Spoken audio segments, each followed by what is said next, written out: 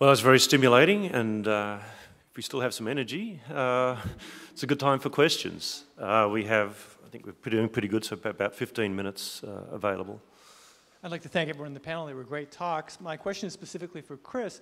I was reading Bill Bryson's book and thinking about Al Capone and his description of it. It sounds like he had tremendous political networks. And I'm wondering if you found that his network structure was actually less criminal and more political business in terms of how it was distributed, or was it mostly criminal, or some attributes of those three networks? It was mostly criminal. The political networks are quite large, especially in Chicago. What I'm finding when I dig into these networks a little bit more is that what was interesting is that the organized crime structure, when I look at the two periods of change, actually became more political during Prohibition than before. So in the pre-Prohibition network, I have a lot of law enforcement involved. They were involved in a lot of graft and collection payments. But during Prohibition, it was more political. Now, Capone is not very important in the first time period because he didn't even get to Chicago until 1919. He is in there, but he's not very important. So he certainly was a part of the political network during Prohibition, but again, he's just not that robust. His brother, his friends were just as connected to the politicians as he was.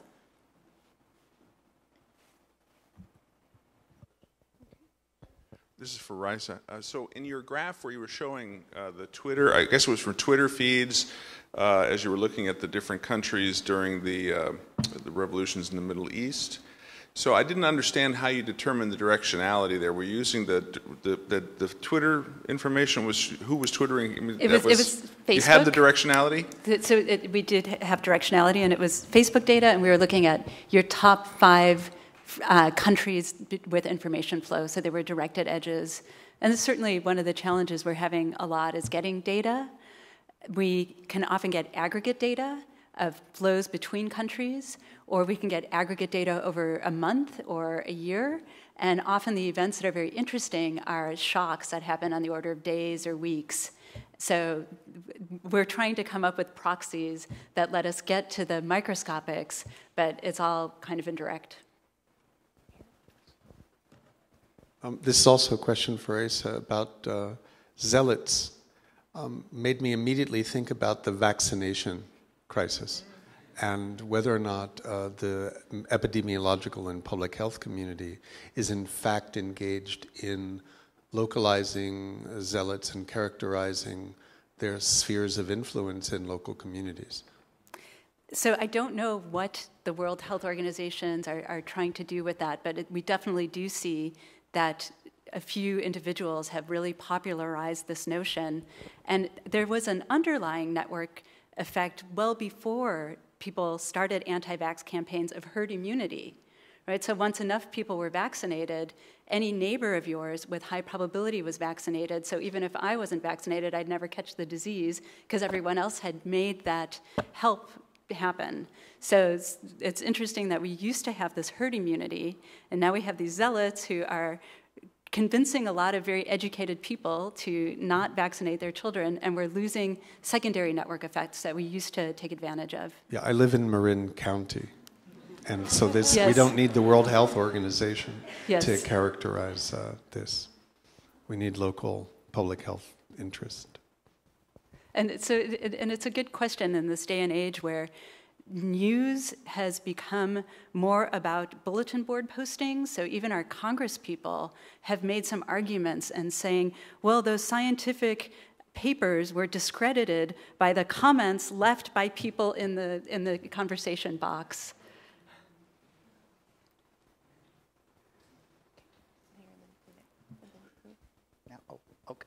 I have it now. Okay. Another question for Raissa, and in a way, maybe it's a follow-up to just the previous question. It doesn't surprise me a bit, the result that you report, that if you have more than 2 sets of zealots that you're liable to get deadlock. But I was wondering if you've observed this phenomenon, that you could get an incumbent, basically pattern behavior over the whole population that everyone disapproves of just because of the presence of zealots who approve of something other than the incumbent behavior. And also, do you think it's possible that you have to basically have the number of connected zealots down to a set of 2 in order for, do you think that's a prerequisite for the possibility of social change?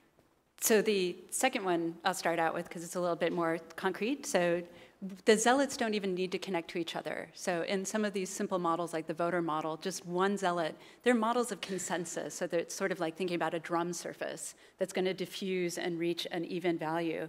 But if one point is sticking out, it's going to drive the whole surface of the drum to have a different shape. So that's how these zealots work in simple models like the voter model or a diffusion of and consensus dynamics. But the other question is very interesting, and we have some models that are based more on strategic interactions and utility in games to think about these events that we often see that we're trying to call the nadir effect. So you'll see that there are often a third candidate comes in and detracts votes from one of the main candidates. So often a good strategy is to invest your campaign dollars in the alternative because it factions the vote. And in that same respect, we're also hoping that we'll be able to reproduce this phenomena that if you do enough negative campaigning, so you inject enough negative opinion, that you disenfranchise everybody and they just go with the null model and don't want to vote. So we're trying to build models that show both of that by allowing injection of negative opinions. So awesome research, but I want you to pontificate on the future as a panel, if you might. And I'm sure our keynote will also have something to say about this. But at least two of you spoke in some depth about interdependency or multiplex networks or however you want to label that. So could you just talk a little bit about where you think the future of the field is going in light of these multiplex networks and how that's going to impact research in the social sciences or social network analysis even outside of the social sciences?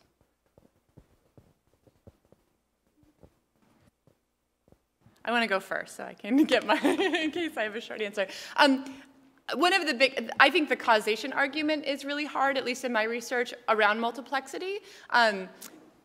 Especially with this historical data, getting the time ordering right of these events is really complicated. And so I think one of the future directions, at least in sociology and social network analysis, is figuring out causal mechanisms, but also temporal mechanisms and spatial mechanisms. And there is some research of locating these social networks in space and figuring out how the sort of spatial and the social networks are interacting.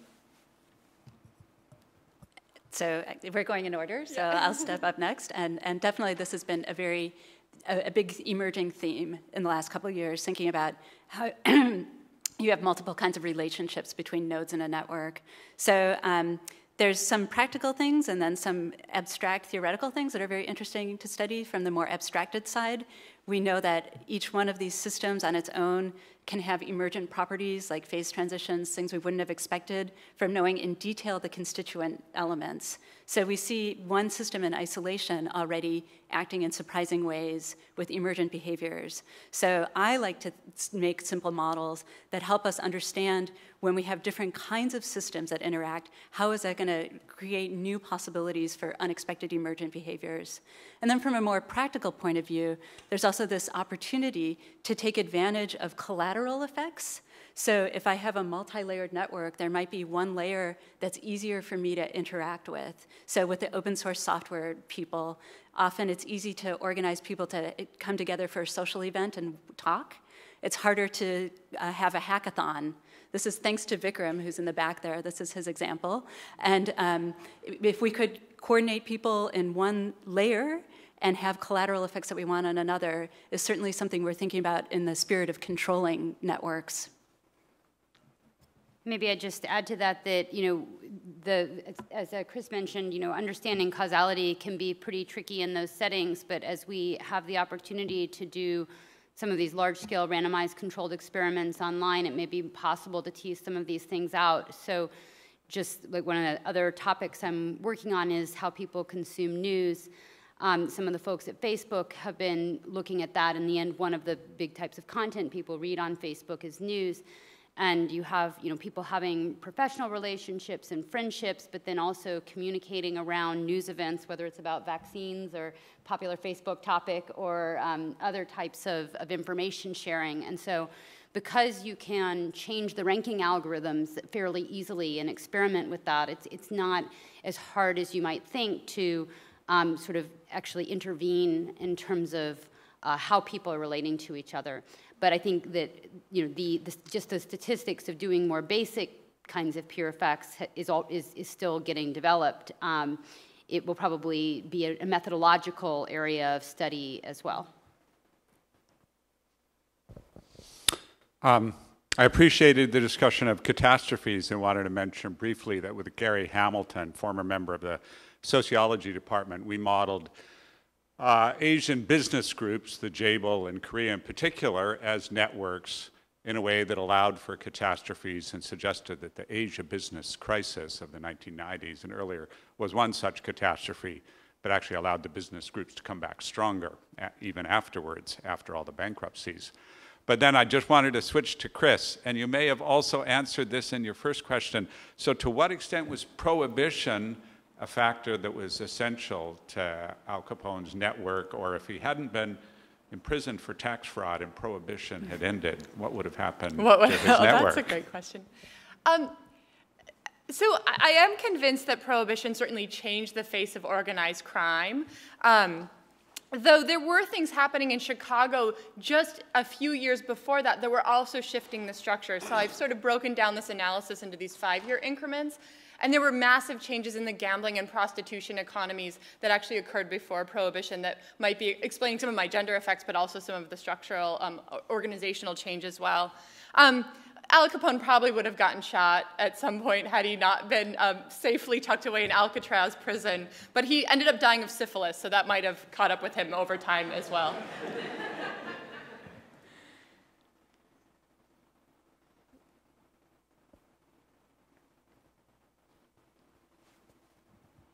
I had a very basic question about some of the terminology that was being used. So this idea of modularity and how easy the networks break into pieces. And then Susan was talking about spillovers. That seemed like kind of the opposite of the modularity. I'm not quite sure. And then I forget the word that Chris used for it too, when there were certain nodes that were crossing over with multiplexity. Okay, yeah. And so is this all the same thing? And what does it tell us about the behavior of a network or the emergence of a network? So I guess just from my perspective, for a lot of the experimentation work, there are a variety of community detection approaches. So modularity is one metric, and so you can have various algorithms to try to divide a network into communities, and that would be one objective. It turns out, actually, if you're trying to design a good experiment, using modularity as your objective is not necessarily the one that's going to maximize statistical power, even if you're going to experiment at the community level. So one sort of area of research is, in fact, if your goal is to design an experiment to test a particular hypothesis, what's the best way to divide them into communities? So I just would say that there's lots of ways to do it, and actually the right answer depends on what your purpose is. And then the sort of second issue, though, is that when that you can connecting the theoretical models to the empirical work. When you have certain types of network formation models, you will lead to networks of certain structures. And some of those structures that come out might be more or less amenable to community division. So under some network formation models, the econometrics are going to work out well because you're going to be able to divide people up well. Under other models, you're going to have more networks that are harder to subdivide and therefore might be actually really difficult to get and to do experiments on. And one of the networks that I've worked with in practice has that property, so that it's very, very hard to get enough statistical power to test a hypothesis that like a whole community is treated, because so many members have so many spillovers that there's say an advertiser that advertises, like if you're eBay or Amazon as an advertiser and you're advertising on lots and lots of keywords, basically the probability that you would have had all of your keywords treated is zero. Because we're going to be randomizing, so at best you might have half, if you were a little bit in every community. So for those people, there's really no way to know what would have happened counterfactually if they had been fully treated because people like them that are very broad sellers or broad advertisers are not observed in the data ever being fully treated or fully untreated. And to follow up on that, in general, whether a network breaks up into pieces, whether there's overlap between layers, impacts a lot the spreading processes on a network, how resilient it would be to pieces of the network getting damaged. In biology, we see a lot of modularity. We see a lot of horizontal gene transfer between bacteria, so they can send modules back and forth. So we see a lot of these small motifs that occur very frequently that we think have some significance for the resilience and robustness. But more to your question about vocabulary, that's a very good question because there's so many overloaded terms. So spillover we use in so many different ways. And part of it comes from the fact that the tradition of studying networks comes from the social sciences. Right, so it was really in the 40s and 50s that a lot of people were studying interactions between individuals, building dyads, triads, understanding what the role of the nodes were in social cohesion, the betweenness centrality. And then in the late 1990s, we had started getting massive amounts of data on things like gene regulatory networks, the World Wide Web, the internet. So it started this big boon of people coming more from the statistical side of things, who suddenly had this big corpus of data they could analyze.